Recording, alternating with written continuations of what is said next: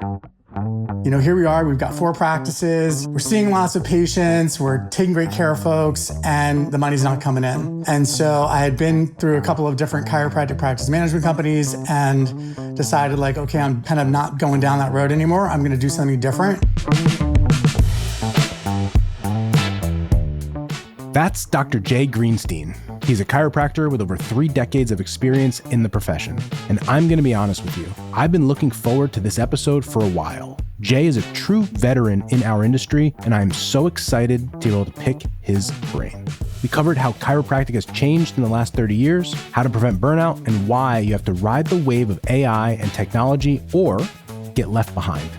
If you're new to the podcast, every episode we share the stories of chiros who are learning to build their businesses and, along the way, the lessons they won't teach you in chiro school. I'm Justin Rabinowitz, and this is Business School for the Rehab Chiropractor.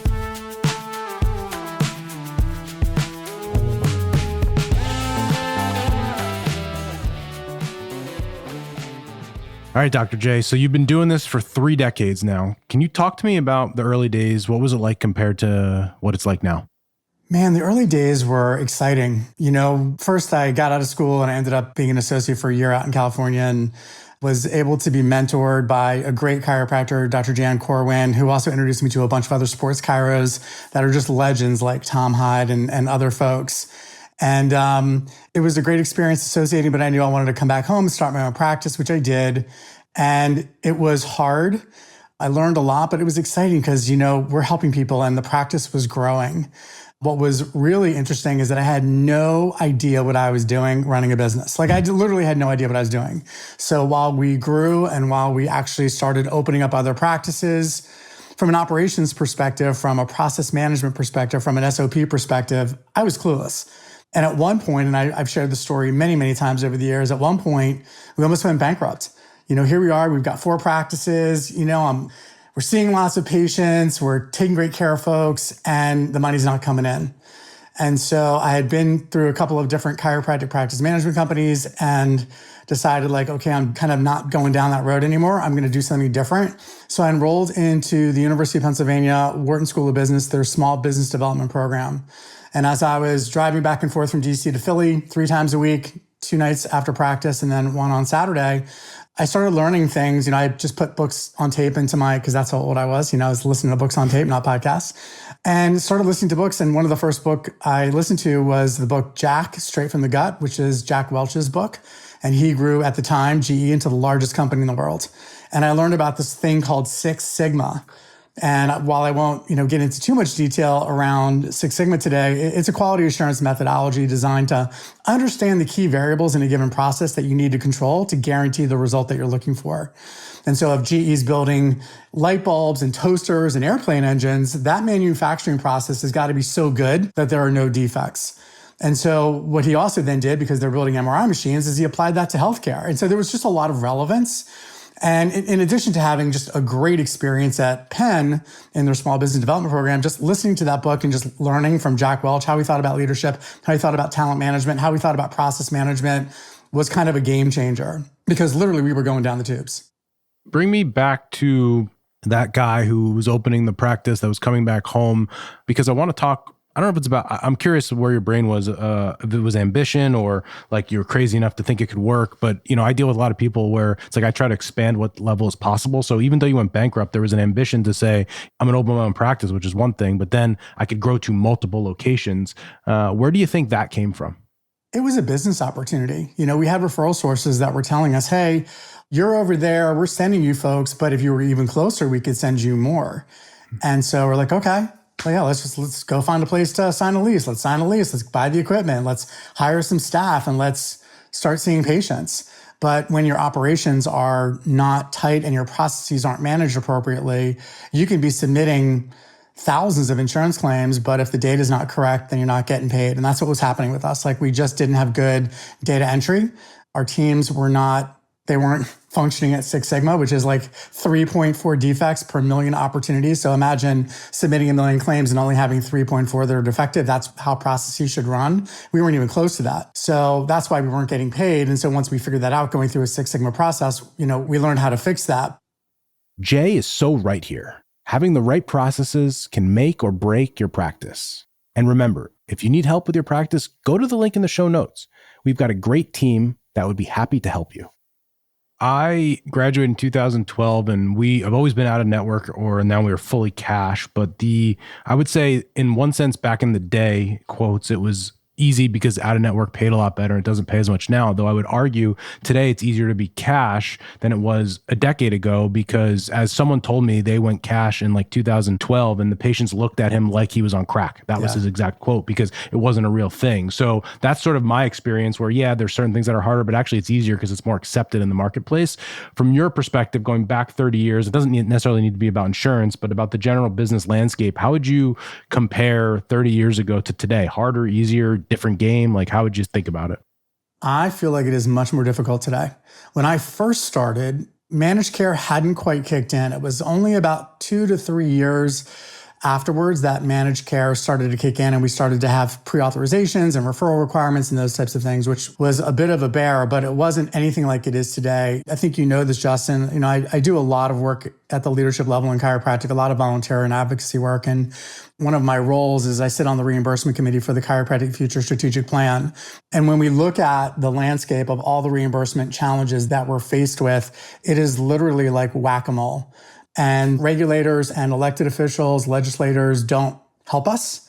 And so it is just much more difficult. And now with the advent of AI, where we know, it's not an opinion, we know insurance companies are using AI to delay and deny claims, bundle codes together, all the nonsense that they do, I think it's gotten even more difficult. So I would say it's gotten harder now than it was when I first started, for sure.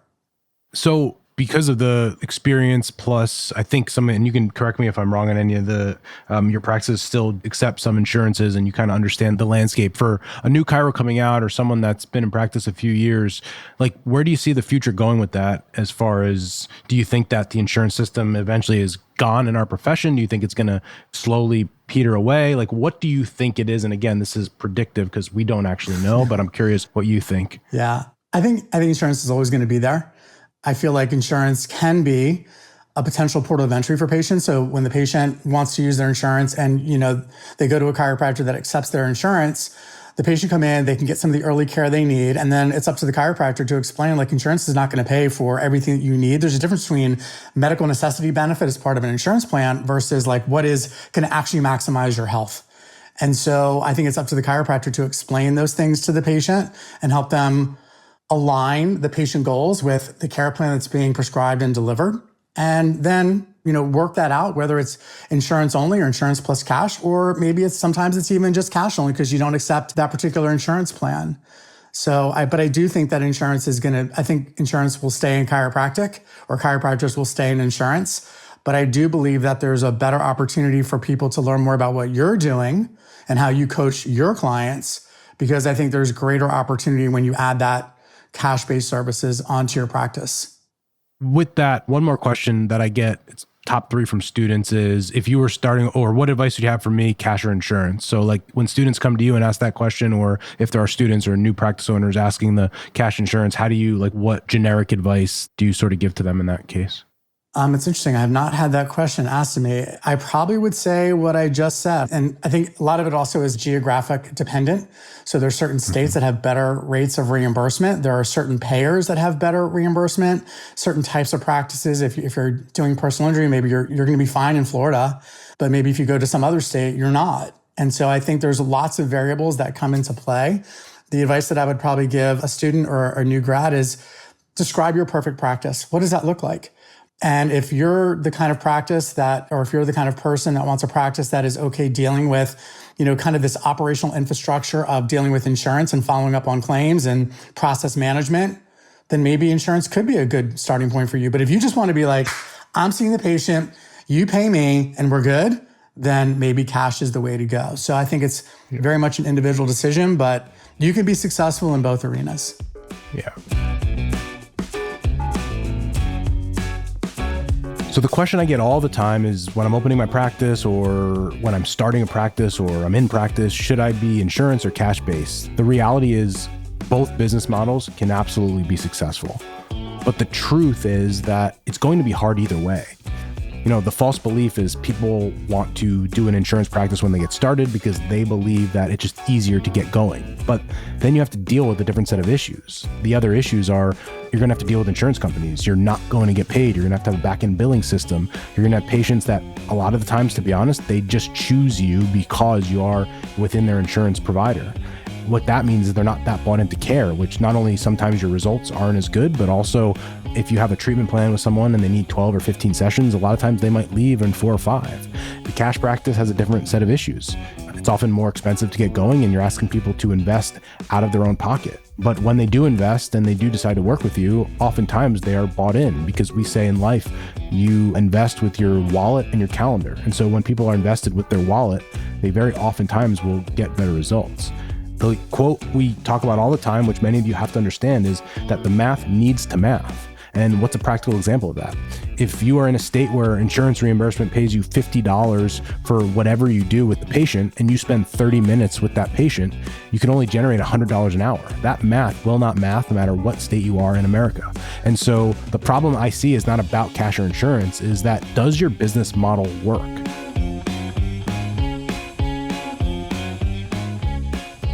Let's get back to my conversation with Jay. I want to dig into how he keeps his passion for chiropractic alive. I've been doing it about half as long as you had, and the thing that I always admire about someone who's been doing it, it's not how long you've been doing it, because you and I both know there's a lot of chiropractors that have been doing it as long as you have, and they're still doing it, but it's like they should have been out of practice 20 years ago with their motivation and their excitement, and they're just kind of showing up every day and checking the box. But every time I've talked to you or seen videos of you, there's genuine, you could see the excitement. You don't have to say you're excited. You can see you're still excited to do all the things you're doing. What specifically still gets you excited about doing it every day? Man, I love chiropractic. I just love this profession. I love what we do. I love how we help people. I love how we're solving problems out there that other healthcare providers just cannot solve. And so I think that's what motivates and inspires me. And, I'm a Libra, so justice is kind of a thing for me. I feel like we have not had a just journey. And so trying to help correct those wrongs and put us on equal footing with every other healthcare that's out there is also really motivating and inspiring for me. And then, of course, I get to work with these amazing people, from Clinical Compass or from the Strategic Plan or Chiro Congress. It's like we have an amazing group of people in this profession. And all of that just really inspires me. So I think it's just my love of chiropractic and the things that we do to help people that really is my motivator. You can hear Jay's enthusiasm, but it hasn't always been smooth sailing. There have been times, even when I've thought about leaving the profession, there have been times when I've thought about just doing something different because it was hard. So yes, those moments are definitely there. And I think you're always asking yourself, like, what's my why? Mm-hmm. And if my why aligns still with being a chiropractor and being in this profession and doing the things that I'm doing, then I'm going to do what it takes to, push my way through and kind of get through that thing that's standing in the way. So can you dig in a little bit to a time where you felt burnt out and you really did consider leaving? What happened? And then what pulled you out of it? It was pretty early on when I was kind of going through that growth spurt and things were just really, really rough. I think what got me out of it was learning. I forced myself to learn something different. And oftentimes I'll say to chiros when we're having conversations and, maybe I'm helping them in some way, shape, or form. And I'm like, look, if you've got problems in your practice, it's either a people problem, a process problem, or a knowledge problem. And you got to figure out which one of those three. It could be all three. But if it's the right people in the right seat, doing the right work in the right way at the right time, and your processes are sound, but maybe you just don't have enough knowledge at this point to know how to solve that problem, well then, especially in today's world, like knowledge is everywhere. So go seek out the knowledge that you need to solve that problem and you'll be able to get through it. What, even more with that, because there's a lot of people that would have been in your position and they would have gone out the other side and said, this is too much. What was it that like late at night that you're like, I'm going to stick with it during those real hard times when you thought about closing? Why did you stay? I think, again, I think it's my love for chiropractic, but I think also it could be partly that like I was already in it. So to think about like starting something different or new that was outside of chiropractic seemed a bit daunting. It just like, do I really want to do something different? Or does it make sense to just kind of figure this out and move forward in this profession and find a way to achieve the level of success that I want to be able to achieve? So I remember about a year into practice, I had a full schedule of patients. And at that time I was treating visits for 30 minutes at a time. And every session that came in, the patient would pay at that time of service. And I started the day with a full schedule and I thought it was going to be a good day. And by about 11 o'clock in the morning, my entire schedule had canceled. And so I remember in that moment going in the treatment room, laying on the table and looking up at the ceiling to this ugly drop ceiling that had stains on it in the office I was in, and thinking, what am I doing and why am I doing this? And it was in that moment that I certainly felt burnt out. And as I look back, what I'm most proud of was that I just didn't quit. In fact, I went harder. There's a quote out there that says, when it's easy, then you go hard. But I think that for people who have been successful in life and business, it's when it is hard, then you go harder. And so for me in that moment, it was, these are challenges that are normal, that I have to normalize, because I knew where I was going and I had a vision of the future. And because I had hope and because I had a vision, even though in the moment I did feel burnt out and I wasn't sure how I was going to do it, I just knew that there was going to be more out there for me.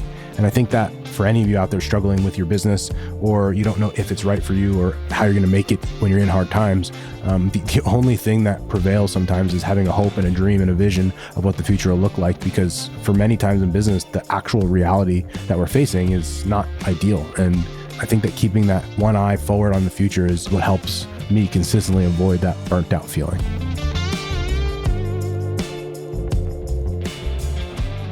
Like every leader, Jay's made mistakes, but importantly, he's open to learning from them.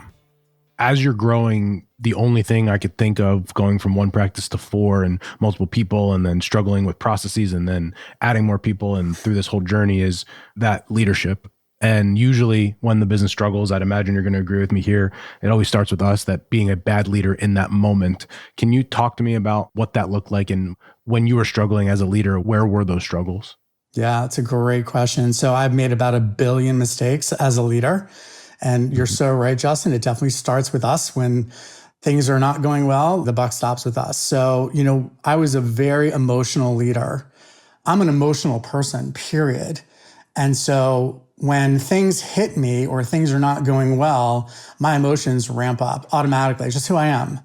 And I had literally no control over those emotions as a younger leader. And it's amazing that people stuck with me. Maybe they saw some good in me that, helped me kind of retain some of these folks over the years. But I had to really learn about who I was and who I wanted to be as a person and as a leader. How did I want to treat people? How did I want them to feel when they came into the practice? What was practice culture? I didn't even know what that meant. That wasn't even a word that we used when I started the business. It was like, hey, we're here to make money. We're here to help patients. Let's do this thing. Let's go. Culture wasn't even in my radar. I didn't even understand what it was. So I think one of the things that I did that was really valuable relatively early on was to get 360'd. And so a 360 is when, your team reviews you essentially. And when you start to hear what their experience is like, it can be painful. I mean, I literally remember one year I cried. I'm sitting in front of my entire team, and they're telling me these things, and I literally started to cry. I felt so bad. I felt so bad that I was giving them this experience that I didn't want them to have it all. And so 360s are extremely valuable, and I encourage everybody to do them with their team. But you just get to the point where you're like, do I want to be a better version of myself? And so much about being a good leader is being self-aware. I know I'm an emotional person, so I've got to be able to exhibit control. I've got to be able to have strategies in place so that if I feel like, holy shit, I'm going to lose my mind right now, I don't lose my mind, because it's not fair to whoever I'm interacting with. This episode is brought to you by Jane, a practice management software and EMR built to support you in the day-to-day work of running your business. If you're a health or wellness practitioner, you already know the care you provide starts well before your patient arrives and extends far beyond the treatment room. Jane is here to support every part of that experience. With online booking, your clients can book at a time that works for them. And with features like waitlist notifications, they'll even be able to grab last-minute openings when they pop up. It's an easy way to keep your schedule full while getting your patients the care they need. During your appointment, Jane's AI-powered documentation feature can help you thoughtfully take notes so you can stay present with the person in front of you. And after appointments, you can end your time together on a healing note, not a transactional one, by charging the card on file.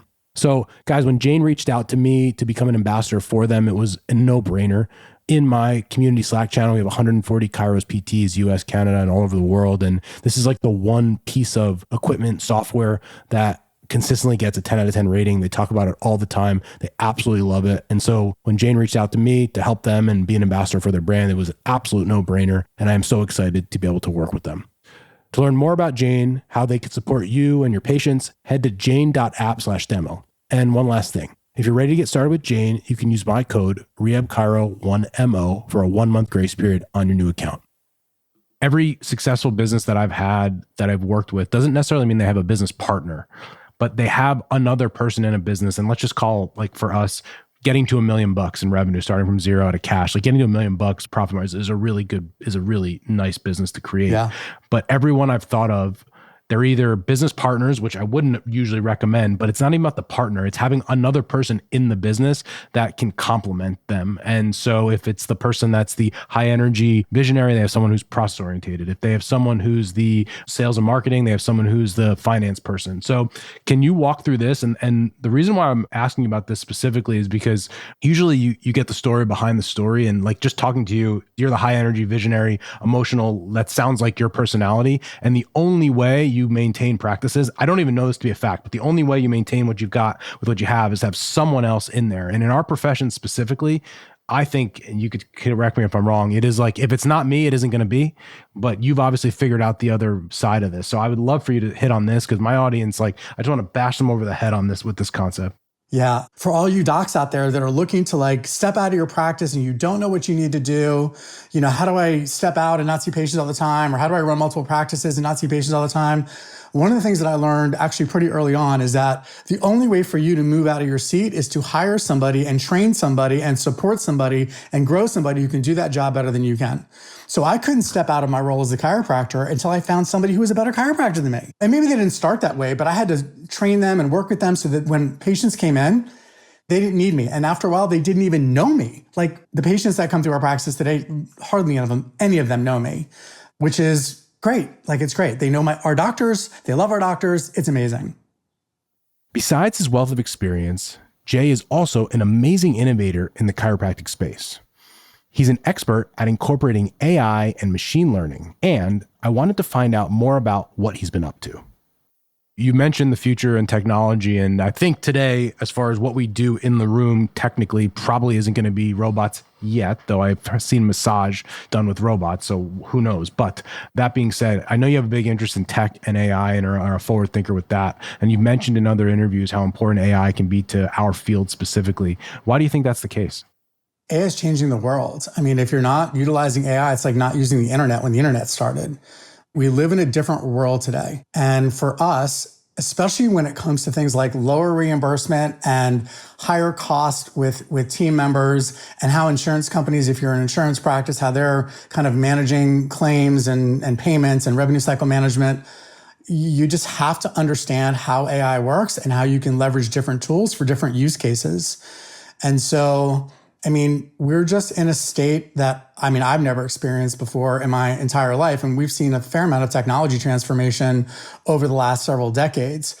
But I would just encourage, and I'm sure your audience, Justin, is probably an audience that is one of the most engaged audiences in cohorts in chiropractic, most likely. But there's just a lot of folks that are they're not engaging in ways that they need to. And we're going to fall behind. We're already behind in digital health. Like I went to a conference a few years ago, and it was HIMSS. It was the largest healthcare technology conference in the world, and you got 30,000 people there, and you got 3 football fields worth of vendors. And how many chiros do you think were there? And I don't know. I didn't meet every one of those 30,000 people, but I can't imagine it was a lot because nobody was talking about it. Right. So the ability for us to meet patients where they are, which is many times on their phone, for us to be able to leverage technology to help patients, not just when they're in the office, because I agree with you, I don't think we're at robots yet, although we could. How do we help people improve their experience and their outcomes and meet them where they are? And so all those things tie together, whether it's AI, digital health, the combination of the two. I think chiropractors have got to get into this game.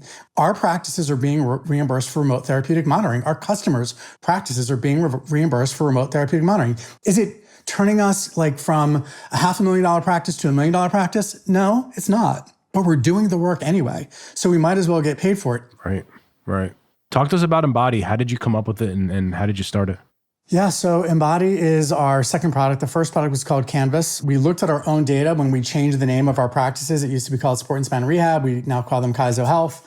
There's a lot of brand confusion. There's a lot of sports and spine and rehab practices in PT and pain medicine and Chiro. So we just needed to rebrand.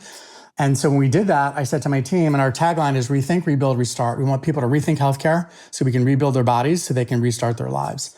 And when we're having these meetings, I'm like, guys, we can't just rebrand and not really rethink about our own business. What can we do better?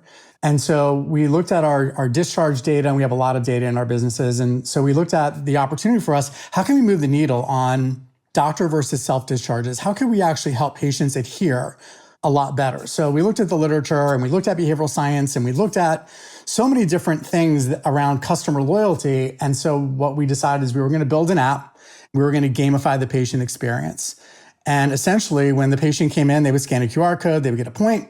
When they reached a certain number of points, they would get an OIG compliant reward. There are OIG regulations around gifting for patients and all that stuff.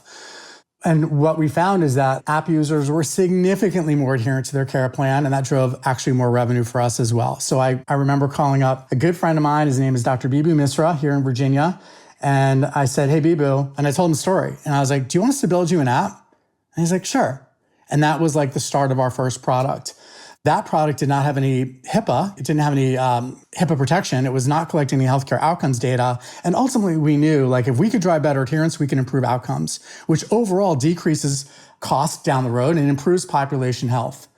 And so we decided that we were going to build Embody. And so we took all the revenue from our Canvas customers and used that to build Embody. And when we built it, ultimately, we realized that we built what's considered software as a medical device with enforcement discretion. That's kind of an FDA category of software.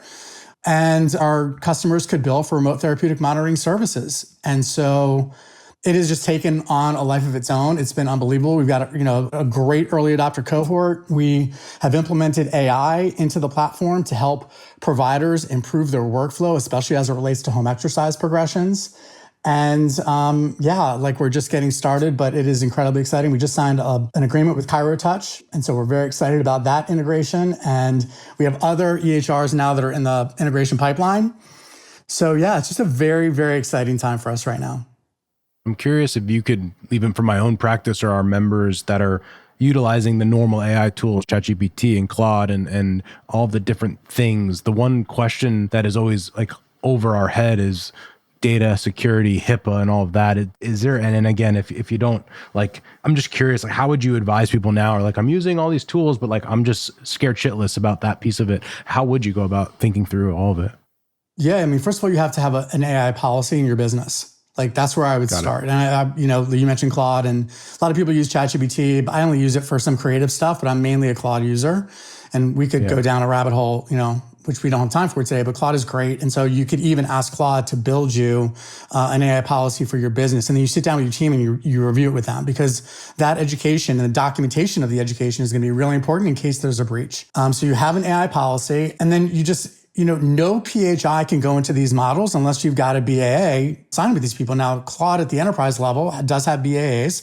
So if you're paying at that rate, then yeah, you could then potentially upload PHI. I probably wouldn't. There are other ways that you can go about not using kind of the cloud version, but you can have your own desktop version of Claude, and you can just use that as an isolated, protected data set, essentially. But if you don't have a BAA with any of these other companies, like, you have got to be so careful and not share any PHI. And I would encourage everybody to really understand what PHI is. It's not just like the medical record, the SOAP note. Like, there's a lot more that's there. I would encourage everybody to make sure they're not loading any PHI into these models at all. Let's future pace a little bit here. It could be AI, just practice in general. Hopefully you and I are here in 30 years. What do you think the profession looks like? I think the profession is going to be a lot stronger in 30 years. I think we're going to have a lot more data infrastructure so that patients, policymakers, legislators will really understand the impact that chiropractors create for population health. And I think that's going to happen within the next 5 years. And if anybody's not familiar with the Chiropractic Future Strategic Plan, it's a group of volunteers. We're all volunteers. Go to chiropracticfuture.org and you can learn all about the plan that has been built and that we're executing right now. And part of that is what's called the DASH, the Data Aggregation System for Health. It is a data lake where we are aggregating data from clearinghouses and EHRs and mobile apps. And then researchers like, Nate Shalati and Katie Pullman and Heidi Havoc can go in there and actually mine the data and then publish at a much faster rate. So within 5 years, I think that we're just going to have a lot more data to support what we do. And I think also everything that's happened since COVID, the general public, I think, is much more aware and much more enlightened and wanting a natural and holistic approach to their own health. So less processed foods, less medication, less injections, less surgeries, all those things. I think the general public is finally waking up. I think they look at the medical community and the medical model, and I think they look at it with a lot more skepticism these days, which I think is perfect for us because I think we can be at the forefront of true health and well-being. And I see that in chiropractic, certainly in the next 30 years, if not the next 5 to 10.